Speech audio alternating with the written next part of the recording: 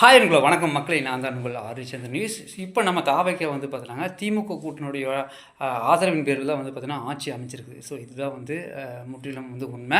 So இப்போ இந்த கூட்டணி கட்சிகள், அதாவது ஆதரவு கூட்டுற கட்சிகள்லாம் வந்து பார்த்தீங்கன்னா வந்து நாளைக்கு நம்பிக்கை வாக்கெடுப்பு தீர்மானத்தில் வந்து பார்த்தீங்கன்னா வந்து அவங்க வந்து கரெக்டாக வந்து வாக்கு கொடுத்தா மட்டும்தான் பெரும்பான்மை காமிச்சதா. ஏன்னா ஆளுநர் வந்து சொல்லிட்டாப்ப. ஸோ பெரும்பான்மை காமிச்சா மட்டும்தான் நீங்கள் வந்து ஆட்சி தொடர முடியும். பெரும்பான்மை காமிக்கல அப்படின்னா நான் வந்து கலைச்சிருவேன், ஜனாதிபதி ஆட்சி வந்து உள்ளே வந்துடும் அப்படிங்கிற மாதிரி, ரீஎலெக்ஷன் அப்படிங்கிற மாதிரி சொல்லிட்டாப்ல. ஸோ நாளைக்கு வந்து ரொம்ப ரொம்ப இம்பார்ட்டண்டான ஒரு விஷயம்.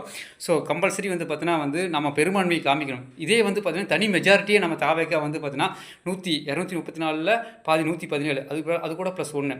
ஸோ 118 இடம் வந்து 117 ப்ளஸ் 1 118 இடம் வந்திருந்தா வேலையே முடிஞ்சுது. ஸோ நம்ம வந்து தனி பெரும்பான்மையோட கட்சி ஆரம்பிச்சிக்கலாம், 5 வருஷம் நீட்டாக ஆண்டுருக்கலாம். பட் இப்போ கூட்டணி கட்சிகள் உள்ள வரதுனால வந்து பார்த்தீங்கன்னா ஆதரவு கொடுக்கும் கட்சிகள்லாம் நிறைய கோரிக்கை